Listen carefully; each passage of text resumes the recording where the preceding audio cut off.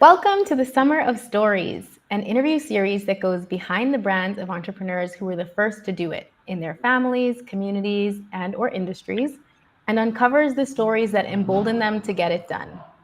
I'm Gabrielle Gwyneth, a brand storyteller, and our guest today is Cheyenne Varner, a certified birth and postpartum professional and founder of The Educated Birth and the Everyday Birth magazine. Through these companies, she and her team share inclusive, accessible reproductive health education tools and center voices that have historically been marginalized in reproductive health spaces. Cheyenne got started in 2016 after a Google search failed to produce sensible images of pregnant Black women. Since then, she's written, illustrated, and designed hundreds of materials for reproductive health professionals, parents, and parents-to-be. Welcome, Cheyenne. I am so glad to have you with us. Yay, I'm happy to be here. So, we know each other from university. We go pretty far back. I would say it's inevitable that we were going to become friends because we had a lot in common. And one thing that we had in common was designing our own majors. And your major is reflected in your work today. So, you designed a major called Educational Activism in the Arts, or that's what you named it. And Yeah. a lot of people, they study unless they're maybe pre-med. They won't do anything related to what they studied in college, but you are still doing this kind of work. So could you tell, even back then, that you had this interest? Where did it come from? Yeah, it's really interesting because I was not anywhere engaged with the birth space, specifically in college, but I still kind of had this framework for this trajectory. I think because when I came into college, I knew that I had this interest in education in some way, shape, or form. And my original thought was like maybe I would teach history, teach like high school history or something. But as I started taking history classes, I realized that I did not want to be a history major. Like that was not my area. And so I really was navigating more towards social issues and justice issues. And that's the kind of content that I really resonated with and wanted to engage with. But I still wanted to, inform people. Like I wanted to become more informed and to share that with other people. And then in terms of like a medium, I found that I was really drawn towards the arts and also, where we went to school at University of Richmond, they just happened to have these very social justice oriented arts courses, specifically theater, where that was the whole idea was that you kind of researched an area of social justice and then created a play or created some sort of docu series related to that topic. So in part from just where my own interests were and in part from what I had access to at the university, that kind of informed the development of this major. And it does really align very well with what I do now because we are educating on reproductive health in general, but there is this undercurrent, very strong undercurrent of, what is happening on a justice front, on like an equity front with this area, and how can we really elevate people's understanding of that in order to help produce better experiences and outcomes for parents as they're becoming pregnant, as they are pregnant, and as they're giving birth and welcoming their newborns into their families. Okay. And so when did the interest in birth work arise? Well, my interest in birth related work has goes back into my childhood. I'm the oldest of four kids and we're all very spread out in age. So I was very aware and in tune with my mom's two pregnancies. And then my youngest sister came into our family through foster care and then adoption when I was in college. So I was always interested, but I didn't really understand or know of a way that I could be hands on with birth work directly until after college when I was working at a nonprofit. And there was like this massive blizzard here in Richmond, and everything was shut down for like 3-4 days. And I just happened to watch a documentary called The Business of Being Born. And that's when I learned that there were birth workers who were non-medical people who could just still support and help educate and help be advocates for parents around the medical system. And that's when I got my training to become a doula, become a birth worker, and started actually providing direct services there. And, again, like, as soon as I started doing that, I saw the equity gaps at the same time. And so that's how I ended up creating the Educated Birth. Yeah. So when you were looking for that image or images of pregnant Black women, what were you going to use them for? So I don't have children. I'm not familiar with what it would be like to be educated or to go through the process. I can imagine maybe, but can you say, why are you looking, and what role would they have played if you could have found them in your work? Yeah. So I personally am a very visual learner. And so I think it's natural for me to be a visual teacher as well. So as I came into this profession, one of the sort of cornerstones of what we do as doulas is to educate the families that we're working with about what to expect within the healthcare system, about the stages of labor, the processes, different things that they will want to be familiar with in terms of their options for different kinds of interventions, the use of IVs, what is an epidural, what is electronic fetal monitoring, what are the different kinds, like all of these elements. And so I was looking for visual teaching tools that I could bring to a prenatal appointment with me, cards and worksheets and things like that. And because I had the education background too, I had some familiarity with like building a curriculum and a teaching plan and, all that, like a lesson plan. So I wanted to kind of like make my own lesson plans for what I could bring to families. And I didn't see like a ton of different options for those things in general, but the few things that did exist that were easy to find were very much like white centering, very sort of heteronormative. And at that time, I was really focused on like, I want to see Black women and people, like, I want to see people that reflect me and my family and my friends. And I'm coming into this work largely because I understood that there was this maternal mortality crisis for Black women in the US. So I want to see us. And I wasn't. And so that's what really led me to like, okay, I'll start making some stuff and I'll just draw, things that are congruent with that representation. And I would say it was only a few months that I had been using my own materials, and someone noticed it and was like, you should share this online. Like, I would totally want to use this. And as soon as I posted it, I just had people commenting from all over the US saying that they'd never seen anything like that either. And, how could they get it and use it too? And that's when I really like it clicked that like, wow, like just nobody has done this. Yeah. Oh my gosh. So was it a little bit overwhelming to get that sense that you're really doing something that no one's done and everyone is asking you to help them? Yeah, it was. It was kind of like it was overwhelming. It was surprising. It's that I think it's one of those feelings that a lot of like BIPOC and like people who are part of a marginalized community like we're familiar with this thing where it's like I'm surprised, but I'm not surprised. Yeah. It's like another one of those things that shouldn't be that way, but of course it's that way because we're navigating a really difficult system that's really not made with us in mind. So I mean, one of my things was because I was coming into this work with a very missional kind of mindset to like support people who are not very supported in the space. I was thinking about how this presented an opportunity to help sustain my ability to provide direct care for people.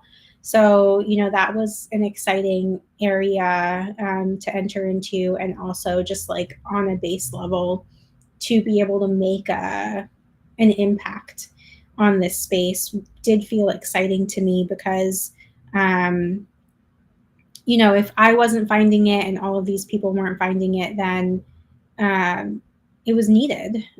So it was exciting to be able to communicate with other people and to hear feedback from other people and say, let's just like take this on head on. Like, how do we make this the best set of materials that we can?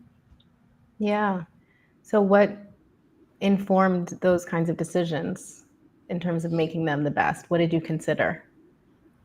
Some of it was kind of, I don't know if trial and error is the right word, or just like um, putting things out there and then getting feedback. Like, I tried to be really open to people telling me like what's missing, what could be better, because I'm not medical for one thing. Like, I was grounding all of my materials in really reputable sources and things like that. Like, not just like making up my own education here. But I was also reaching out to people and saying like, hey, if you want to be kind of like a part of a panel that reviews this work, and like, I'll give you access to free stuff or like discounts on things for your time and your energy, like give me feedback, help me. And, another area that kind of came up was I had people reaching out to me about other sort of intersections of identity that were also very underrepresented: LGBTQ experience, like gender inclusive language, disability, all body sizes, hair texture stuff. Like, I had people giving me lots of feedback about what they wish they could see in educational materials. But even like in terms of language and like how standard education would talk about things like epidurals, like breastfeeding, like um, electronic fetal monitoring, I had professionals who were reaching out to me and saying like, a lot of these things can be very assumptive or almost sort of coercive in how they talk about different things. Like, I want to hear, or I want to see materials that are a little bit more objective in how they present these options to people, so that people don't feel like they're being led to a decision. They're being just given the information that they need to make their own informed one. Wow. So what I'm hearing as well is the community involvement in developing the materials basically from the beginning. So you had the idea, you were creating resources for yourself, and then you saw an opportunity, like you were saying, to make your work, your mission oriented work, sustainable for you, but then you brought other people into the process. Can you say a little bit more about the role of community even now in developing your work? Yeah, we've gone through just different layers of improving our materials over time. There was definitely like a specific point where we redid everything to bring in gender neutral, gender inclusive language, and to like make it so that, sometimes we'll talk about like breastfeeding and chest feeding and body feeding, and kind of interchange language that might resonate for different people. There was like one point where we had I think it was one of our card sets for talking about different positions that people can do during labor. And we had a card that was like about the use of the rebozo, which is like a specific fabric from Mexican and indigenous culture that can be used in different, very culturally specific traditional ways to encourage labor.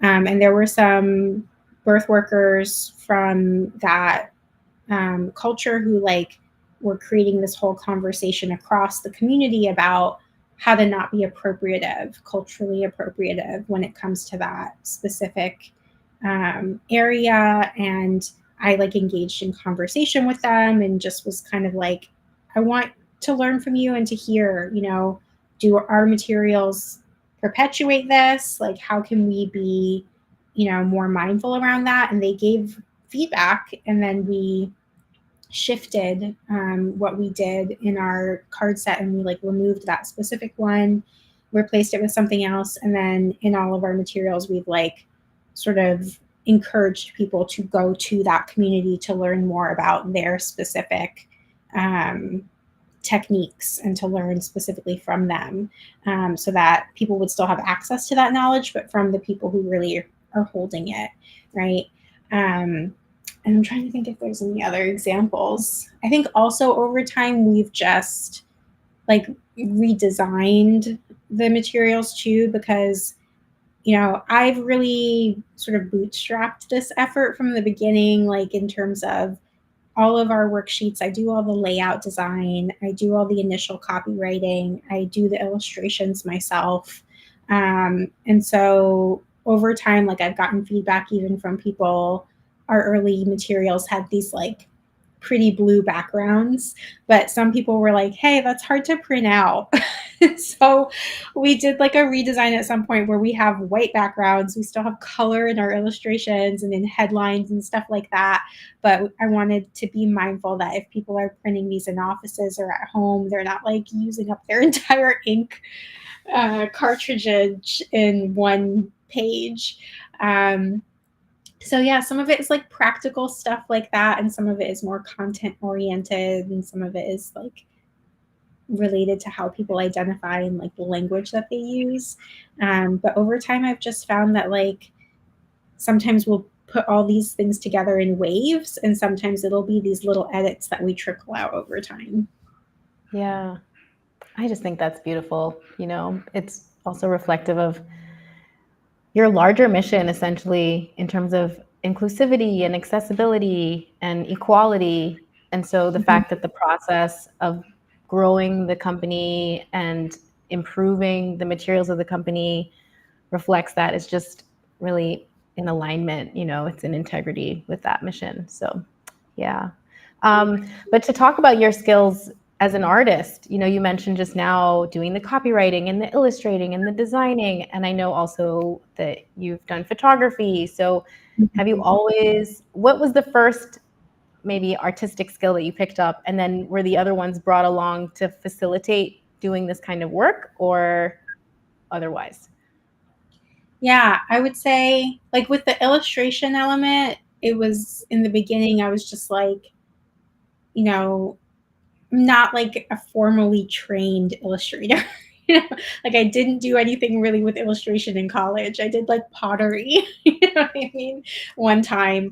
But I have always done illustrative and sort of graphic design elements just in life. And so as I started developing these, I think just also by nature of doing it over and over again, hone that skill set more. And it's really awesome for me to like look back at our early materials and look at our current ones and see how the illustrative element has evolved over time, just from the practice of doing it over and over. And also like studying, because of what I was doing, starting to study more other illustrators' work and be intentional about how I was approaching different things to make like anatomy elements more clear, as well as to like, just create something that's visually appealing, but also educational in how it's put together. Yeah, I feel like I lost track at the beginning of that question as I was answering. No, that was it. That was like, where did your skills come from? And then how have you developed them? So that side of the business comes somewhat naturally to you, and working on it comes naturally to you as well. I mean, you kind of have to as you produce. But what about the things that have been more challenging in terms of building and growing the company? Yeah, I mean, I would say that what happens, I think, for a lot of small businesses is that we feel very strong in our sort of creative vision and direction for what we're doing, and often feel like maybe there are weaknesses in some of the logistical elements. And I would say that rings true for me in terms of like project management and some of the more like some of the more just like linear logistical elements of running something and like scaling something. Those have been areas that I've leaned a lot into mentorship and, people in my network who have been there and done it before and have feedback for me in terms of, everything from like pricing structures, how to manage, some of our products we sell digitally only, some things we have print things for it, how to like structure all those things to make it manageable for me as a small business to do it, as well as like scaling. And I will say, like, right now where we are is we do have a team, right? Like, even beyond our sort of network of people who review our materials and give us feedback formally and stuff like that, we have some part-time team members that like support our content creation and support our marketing efforts, and support our communications with our community. But we're still very small, and a lot of like the packaging and all of that around like our print materials is like myself and a select few people who are like in community here that will pitch in at times. But like that whole process of like scaling and making things more fine-tuned is something that has definitely been grown over the years. Yeah. So when you talk about project management, I know that you produce materials both for reproductive health professionals and for parents. So do you split that time evenly, and did one come natural? Like, how did you end up producing for parents? Because I think initially you were producing just for the professionals, right? Yeah, I think that that's always been kind of like this fluid thing where we've tried to speak to who has come in front of us. So, initially it was just very like professional facing because our materials are for parents, but it's really like we're providing these things to professionals so that they can provide them to the parents in front of them. And so as we grew, especially our social media, because, right now I think we have somewhere around like 44,000 followers on our Instagram page. And as that community has grown over the years, I would say it's still pretty professional heavy, but there's lots of parents in that audience as well who've asked questions and commented on things and shared their experiences and like wanted to engage with us more. So as we heard from more parents, we wanted to provide more options and more things that parents could get directly. But I would say even now, like our audience is majority professionals, and so we focus a lot of our efforts on those more internal professional conversations of like how can we better improve our processes and our resources, for what we're bringing to the parents that are in front of us, and having just like a few things that are more so for parents directly. Okay. And when you talk about your team, you started in 2016, just you, and now you have part-time and full-time employees and people that pitch in from the community.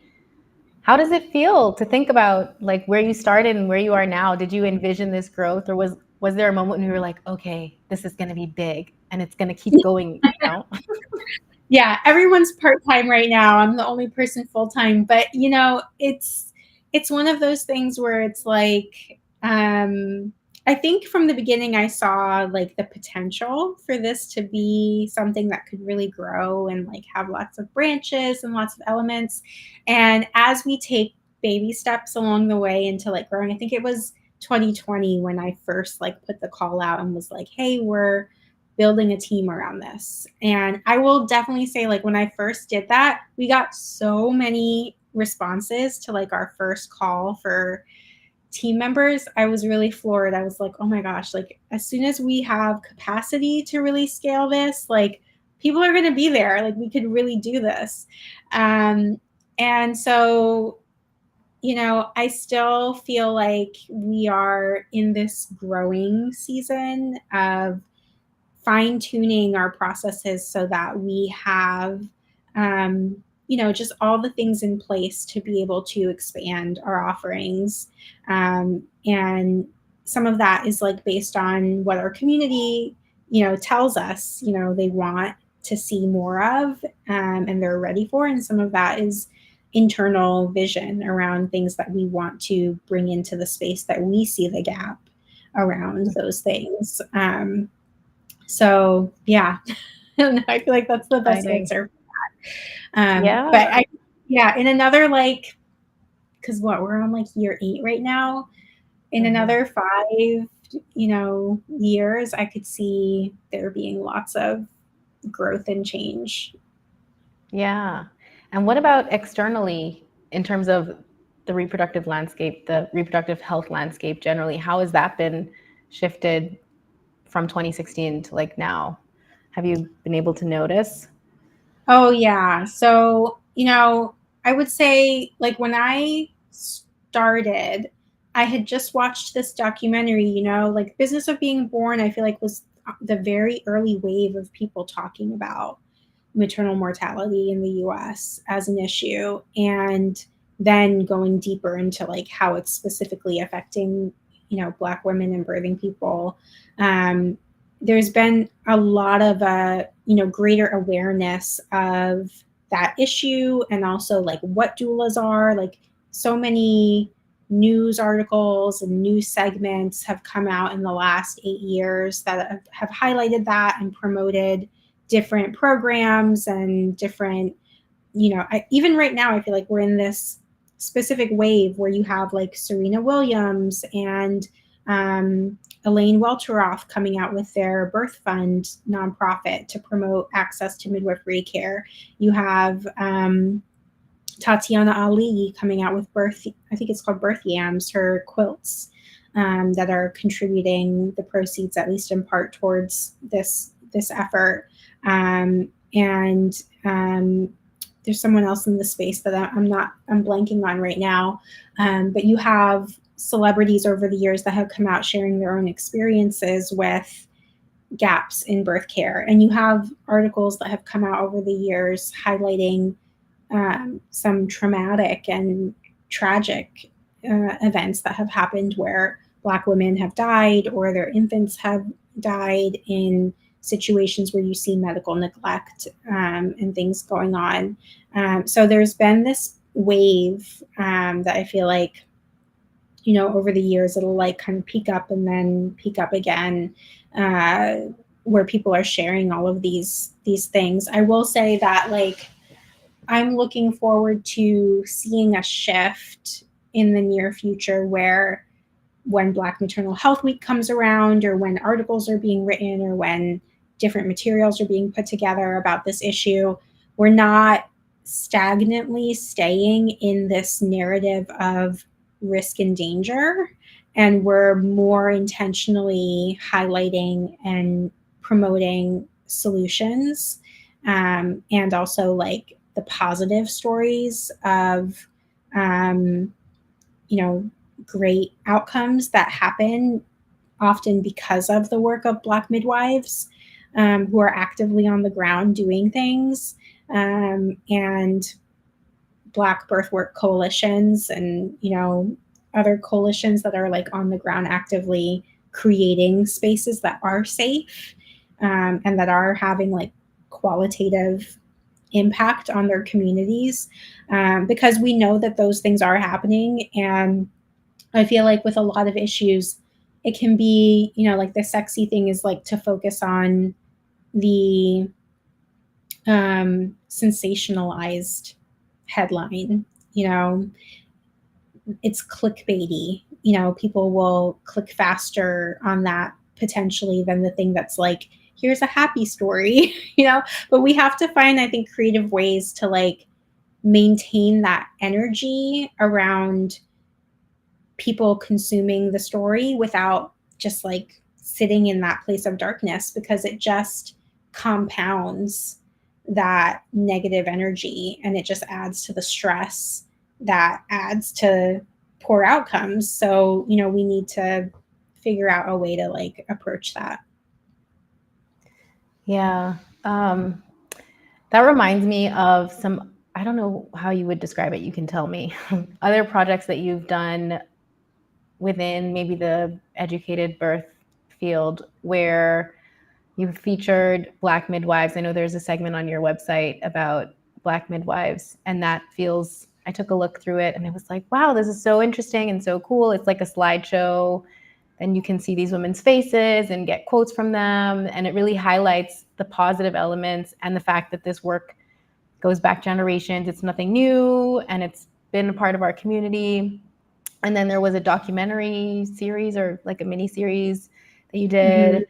And then I don't know if this was a part of it, but your interview with your great grandmother, Mm-hmm. your great, yeah, I listened to that. It was so sweet. And it's like, just bringing the conversation, or we are having the conversation, inviting people to have the conversation, but from a more positive space and a more Mm-hmm. encouraging space. So did those come about kind of naturally, or is that an intentional thing that you want to continue doing? Yeah, it is intentional. You know, I think it really depends on who we're speaking to a lot of the time, you know, what space we need to come from, because I think that there are people within the birth space that do need to have the message of like the harm that's being perpetuated put in front of them, you know, regularly and adamantly. But I don't think that that group of people is, you know, soon to be parents and, you know, repeat parents, you know, themselves. I think that that group is really people in positions of power within this Legislators and industrial complex, yeah, yeah. that are not using their power to amplify and to integrate the solutions that we know we have into their systems. Like those people need that messaging. But, you know, the parents and, you know, even to some degree, a lot of birth workers, we need to be uplifted, encouraged, and, you know, reminded of all of the things that we have in front of us that are beautiful, and to like dig back into our roots and to be inspired and uplifted by the people who've come before us, that we're standing on the shoulders of, right? And so it is intentional, like in our mini docu-series where I went out to Minnesota and kind of documented what was going on at a Black-owned birth center for a little shy of a week. You know, it was inherent in my time there that there was a lot of joy, you know, in that space, because that's what it was. It was a safe space where people were um, operating within their autonomy and fully consenting to things and having things fully explained to them. And I think, yeah, it's beautiful to present that as, here's an example of how a provider talks to a patient in a way that meets them fully, and then responds in a way that affirms that autonomy. Um, Sometimes people, you know, I really feel like a lot of what we talk about when we talk about the problem and the solutions here is really pretty common sense. It's like not rocket science how we can improve this problem. It's just the hard part is like breaking through the hard shell of the system, and, you know, really asserting that we are demanding that the system change to prioritize our experience and our outcomes over things like, you know, revenue and speed of moving people through the system and the fear of liability. Like we've got to push on that. But yeah, and then my great grandmother, interviewing her is probably one of my favorite things that, you know, I've done in this whole 8 years, because for her to recall her birth experiences in Jamaica with midwives outside of the hospital, you know, that landscape, it's not like, you know, they were doing anything revolutionary. It was just how it was. Mm-hmm. And to her just remember that stuff at 100 years old. And to hear my And the grandmother, names, like yeah, Miss I know. Dorcas, like, wow. Yeah, yeah. Nana was amazing. And for her to have twins, in that space too. Yeah, it's just really, really awesome. Yeah, it was really beautiful. And I'm so glad that you did that. And it's available if, you go to the Educated Birth YouTube channel, I think is where I found it. So for Mhm. everyone watching and tuning in, you can go and listen to Cheyenne's great grandmother talk about multiple birth experiences because she had twins and then she had, I don't know if it was an older or younger child. She had Your an older grand, child, and she had a younger child and too. then I she think had she talks about the younger one too. a Yeah. younger one. Yeah, yeah, and just the way that she talks, kind of matter of factly, because that, like you said, it was the way that it was. So like, yeah, these people came, and then there was another woman this time around, and yeah. Yeah. Yeah. And it's like for me in my landscape, right? It's like, oh, that's so amazing because the norm is so different now than the norm for her then. So for her, it's Yeah, like, it's like these questions are so silly. Like it's just how it yeah. was. Oh, I remember as well, she was saying, like, we didn't do anything special. Like, we drank bush tea. What did we take? What did we do? Nothing, really. Yeah. Yeah. Yeah. Yeah. And I will say, we've partnered a few times with the National Black Doula Association. So we have on our website like a page that highlights grand midwives from the past. And we also have in our social media highlighted current Black midwives Mm. because, grand midwives in this country were pushed out of their profession. There was all kinds of propaganda that said, you know, once there was sort of this determination that the system wanted people going to white male doctors in hospital settings, they started really systemically perpetuating these narratives that midwives are dirty and they can't read and they're not safe and you want to come to us in the white coats in the hospital. And then they just pulled the licensing for all the Black midwives in the country over time, so that they just weren't allowed to legally work. And so then when midwifery came back in like the 70s, it was white midwives who were sort of bringing that profession back. And there's all kinds of intersection of um, these obstacles that made it harder for Black midwives to come back into the profession and to fully be able to support their communities, right? So even now, it's like less than 5% of the midwives in the US today are Black midwives, even though the system is built on the knowledge of Black midwives from the past. So we've done some things where we've highlighted Black midwives and student midwives to just kind of share their stories, to promote people supporting them in their fundraisers, to finish their, educations and to get their work off the ground. And in our magazine, we've done lots of interviews with Black midwives, again, to just kind of amplify those stories and to help people understand that we are here and we do need that support from our communities and, ideally in deeper rooted ways as well. Yeah, yeah, that's so important. And so you were calling them grand midwives. Is that because it's like sort of grandmother? Can you just clarify that phrase? Yeah. So, and to my understanding, and people can look, deeper into this, but from, my understanding, there's been language in the past where Black midwives from that, pre-Civil War and, post period were referred to as granny midwives.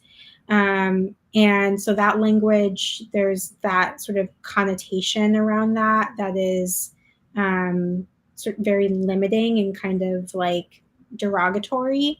And so in a lot of Black midwives more recently have reclaimed the language and refer to the ancestral, Black midwives as grand midwives rather than granny midwives, to just give them the full honor due. Yeah, that's beautiful. So coming back to your place in all of this and just the work that you've done, as I said in the beginning, hundreds of materials that you've designed. Now you're connected to organizations across the US. Your company's been recognized by organizations and used the resources used internationally. You have now materials that you produce in 2 languages and counting. I would assume like the vision is to go bigger. Do you feel sort of your place in the shift that's happening? How does that feel for you, knowing this is your work and yeah.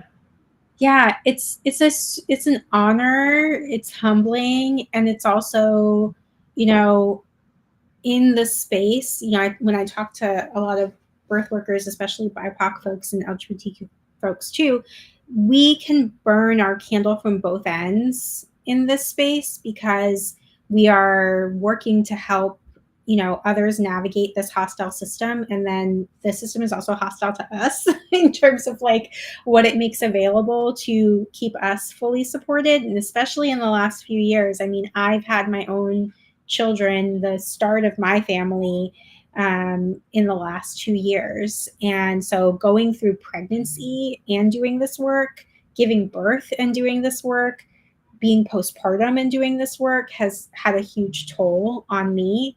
And,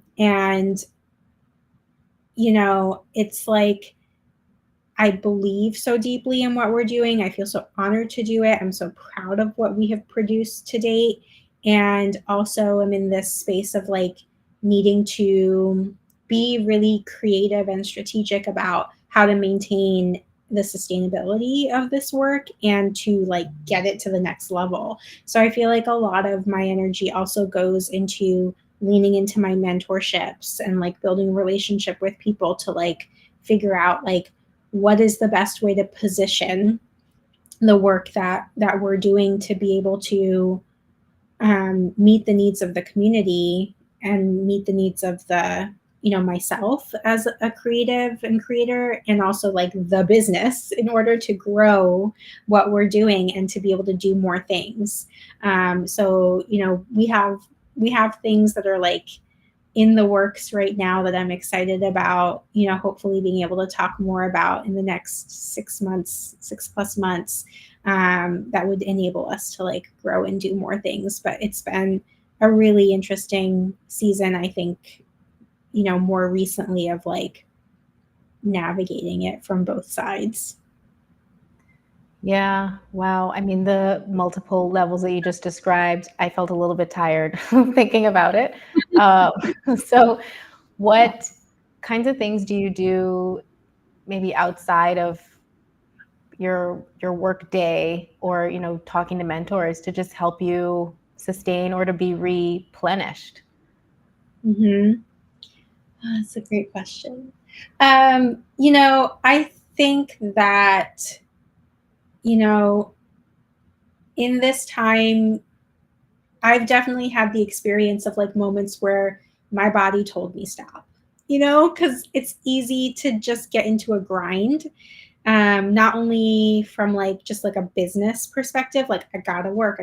When you're a small business, like things ebb and flow, and you might get into a space where like you're like, I gotta grind it out because everything has to add up and make sense. But then also from that calling and visionary space of like, I believe in this. This is my calling. This is what I'm like on earth to do. So I'll stay up until 2 a.m. doing it.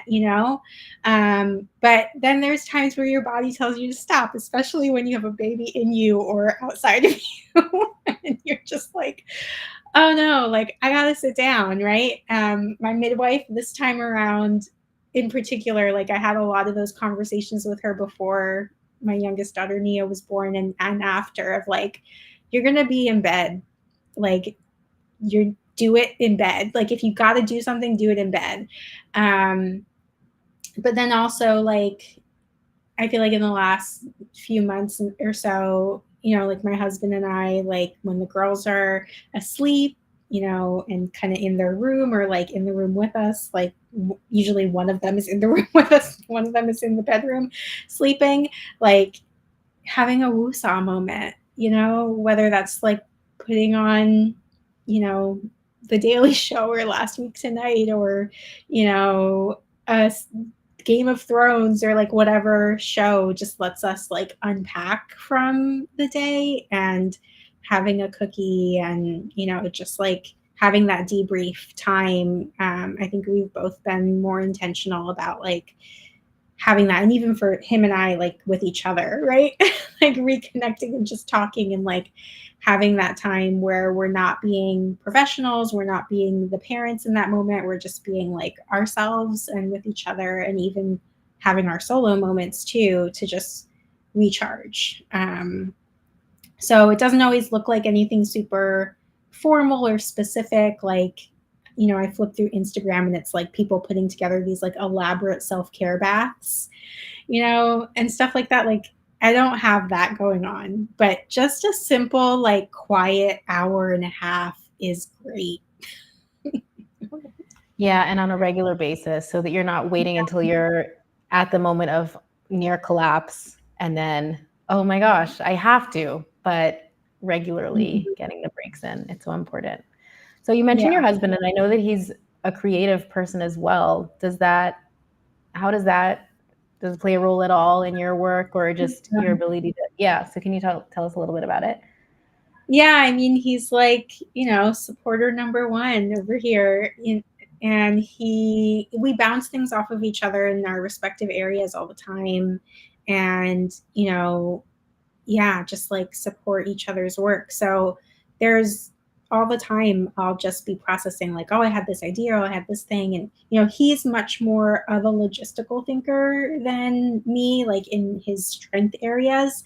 So that can be great, you know, and, you know, we tease each other because, you know, I'm a very nonlinear thinker. He's a very linear thinker. So we provide strengths to each other in that way, and we can also frustrate each other that way too, so we'll like poke fun. But, you know, we bounce things off of each other all the time, and give each other feedback and help each other fill the gaps and strengthen, whether it's like copy that we're writing for emails or things that we're putting together in presentations, and, you know, down to like things that we're literally designing. Yeah, so it's such like a integrated part of our processes now that it happens without us even necessarily always like intentionally setting down time to do it. But we do have structured time too, where we'll just like bounce things off of each other. Oh, that's really cool. And then when it comes to your daughters, so when you started this work, you were unmarried and you had no children of your own. And now you are married and Mhm. you have two. You just had a baby girl. Yeah. So you were saying Nayela and Nia. How do they influence your attitude towards your work, or just your thoughts about the work that you're doing? Yeah. Yeah. When I started, I wasn't even with my husband. Like I hadn't met him yet. Yeah, So I experienced that whole the wave of whole things cycle. Yeah. while I was doing this work. You know, my personal experiences with being pregnant and with giving birth have been highly impactful to the work because, you know, I was very well educated with, you know, this space when I became pregnant with Nyella. And even still, I mean, for one thing, my area had no Black midwives out of hospital even available when I was pregnant with Nyella. So, like, that wasn't even an option for us to have access to. And we did go through midwifery care. We were wanting to have an out of hospital birth, but just the medical needs that came up at the end of that pregnancy, we needed to be in the hospital, and we were not with our midwives that we had been with our whole pregnancy. And because of my network and knowledge within the space, I still had people that I knew engage in my experience, but it was still like such a whirlwind, and there were so many things that were out of my control and our control. um, and it was an experience, you know, that ultimately we had a cesarean birth with Nyella, and, you know, it was a lot. Now, our second time around, we had a Black midwife in the area who had just opened up her birth center, and I knew her from the community and the work that I have done. So it was like a no-brainer to, go to her, and just seeing how her practices were different in little nuanced ways, and how the care was different just because, that cultural component, and also that just like internal knowledge of what we're up against was different. And with her, we were able to have our VBAC. Our VBAC stands for vaginal birth after cesarean, out of the hospital in her birth center. And it was such a completely different experience on all levels: physically, mentally, emotionally. And again, I lost track of the beginning of the question because I just got so like swept up in my answer. Oh, you were asking about my daughters and the impact. But yeah, like experiencing that myself, my husband's perspective of it, what those postpartum experiences were like. Yeah, it has informed how I approach things with families. It has definitely informed some of the decisions around how we structure our materials, how we talk about things. I'm really, really big on being very non-assumptive, very sort of objective in how we lay things out, because the context that different parents will have will vary so much. And we have to be really, we serve each person the best when we are the least blanketed in how we talk about the options that are in front of people. The more individualized our care is, the better it is for everybody, those who are facing particularly high risks and those who are not. So, I think from that lens, like, that's really big. And then as motivators, my daughters are incredible motivators. I want to see a different landscape that exists in this space for them by the time they get there. Like, I really hope that the conversation that I have with them is completely different than the conversation that I'm having with parents right now. Like, yeah, I don't want to, I feel like for a lot of people right now, we have to armor ourselves to a degree for what we might face in the landscape, be prepared for possible experiences that are challenging, and work to try to do these, like, to confront these root issues. I hope that by the time my daughters are, at the point where they're considering expanding their families and creating their families, that there's a one less layer of things that they have to kind of prepare for, and that they can just focus more fully on the physiological experience and the sleep deprivation and learning this new little person and embracing their new identity as a parent, and less about the like mechanics of the system and providers not understanding certain things or stuff like that. Yeah, that would be amazing. That's the world that you're working towards. And I think, all of us that are in some way involved in just trying to, like you were saying, amplify voices, share stories. That's the goal, right? Is to just push the conversation forward. So, I mean, the way that you phrased it, having to armor yourself, like arm yourself against, it just puts your back up, even when you think about it metaphorically. So, not a thing that we want. Yeah. But when it comes to your business, I know you alluded to some things that you can't talk about right now, but what do you see for the future? Like, what's your vision? What can you share with us in terms of what's coming up? Yeah, I mean, I definitely see us continuing to expand the languages that we create materials in and that are available. I see us, just continuing to sort of reach a multitude of sort of methodologies, like having audio versions of our education, having different kind of iterations of our materials that are more parent facing, even. Different kind of formats that meet different needs. And expanding even in the types of like classes and workshops and things that we're doing to continue to have important conversations in this space, nuanced conversations in this space, conversations that are more solution oriented and action oriented. Like I was saying, in that redirect the narrative so that, we have multitudes of narratives happening all at once and addressing different areas. Yeah. And are you still doing any sort of, I was going to say direct to consumer, like birth work with families yourself, or have you completely phased that out now? Yeah, right now I'm just doing childbirth ed stuff. Even that has been a little bit sort of on a pause from my current postpartum.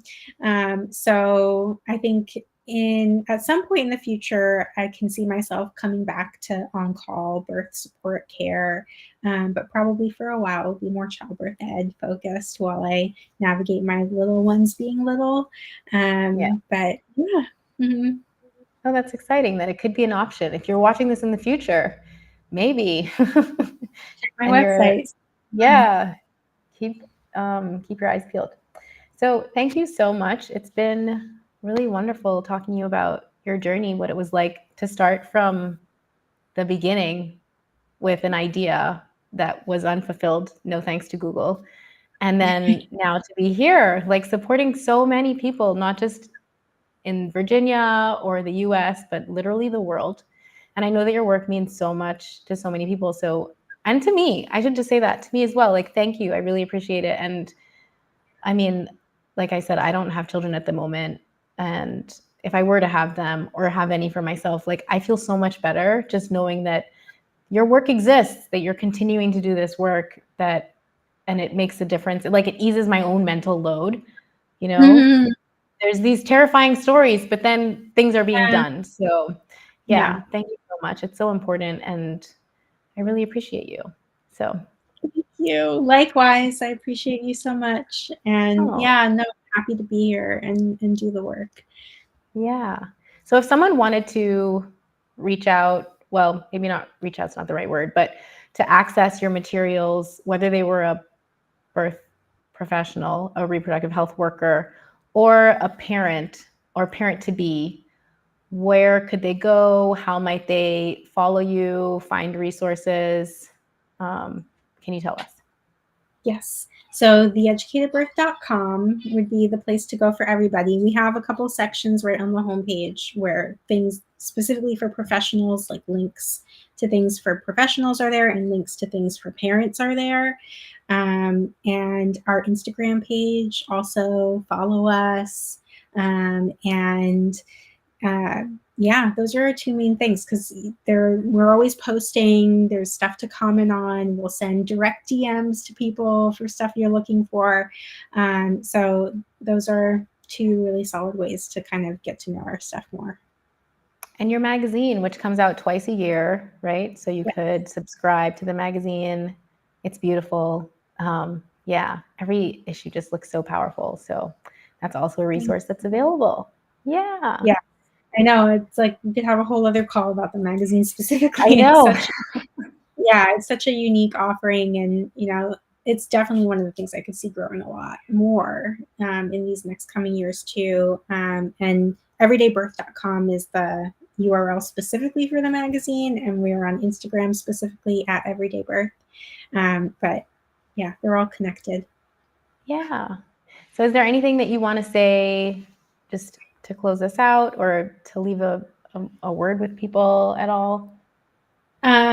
Anyone who is watching, who's on their own sort of reproductive journey of figuring out what their personal health and maybe creating a family or expanding a family looks like, I would just encourage people to build community in their areas, like learn about the options that are near you. If there's limited options near you, like reach out into the internet world, Facebook groups and stuff can be really powerful and helpful. And just know that there are people out there who speak your language, who, you know, reflect the things that are important to you, and that the work of finding it is so worth it. And yeah, we're ready to be here and support you in your unique journey. You don't have to be on a conveyor belt.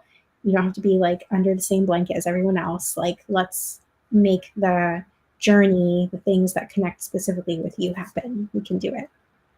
Yeah, that's great.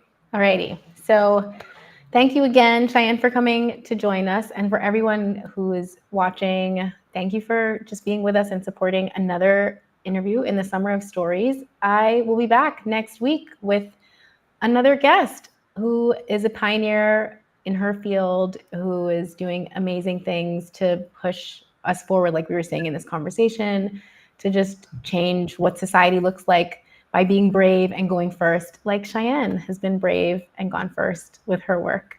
So thanks again, everybody. I will see you next week, and ciao for now.